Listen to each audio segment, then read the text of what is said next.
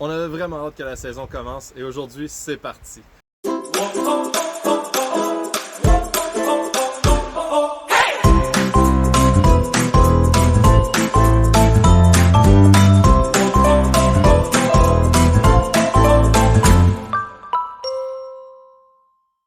On est actuellement dans un de nos ruchers pour où est-ce qu'on va hiverner nos ruches. Donc, c'est des sites qu'on utilise qui sont bien protégés du vent, qui ont un beau soleil qui plombe dessus en hiver.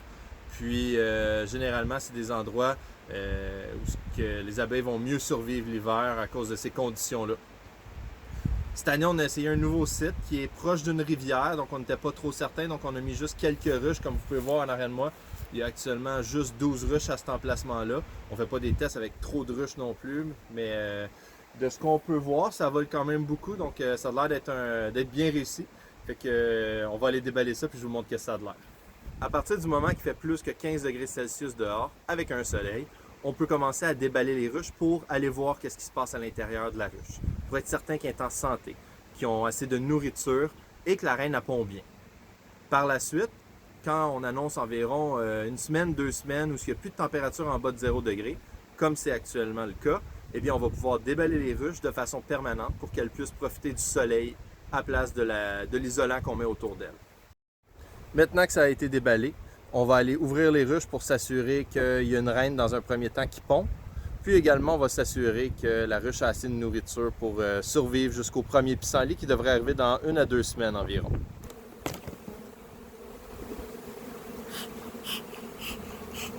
Wow, de toute beauté! Ça, c'est exactement ce qu'on veut voir quand on rouvre la ruche. Donc, une belle ruche qui est bien forte. On a environ 8 à 9 cadres d'abeilles.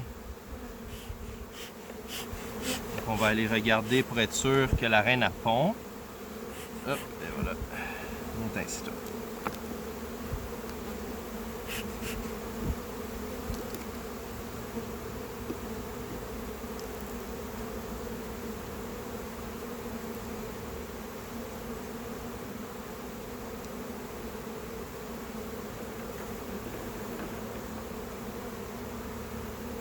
Donc, qu'est-ce qu'on va retrouver là?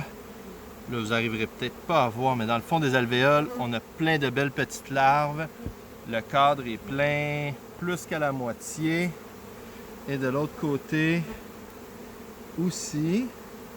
Donc ça, c'est bien. On va pouvoir refermer la ruche.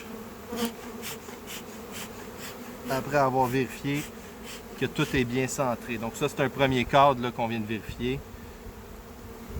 On va aller à côté ici.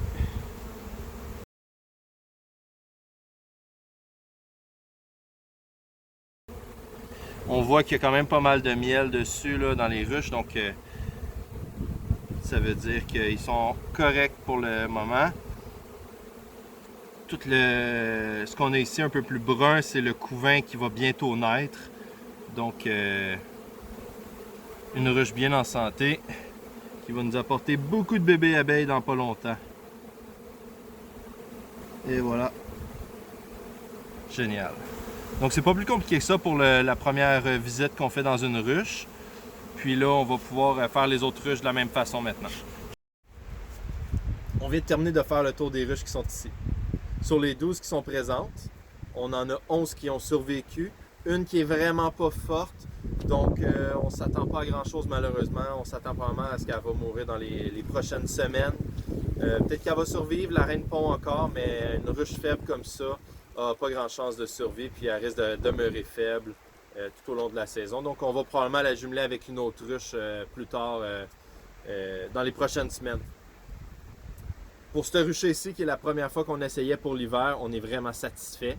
Donc on va pouvoir le réutiliser l'hiver prochain en mettant plus de ruches. Donc c'est tout pour aujourd'hui.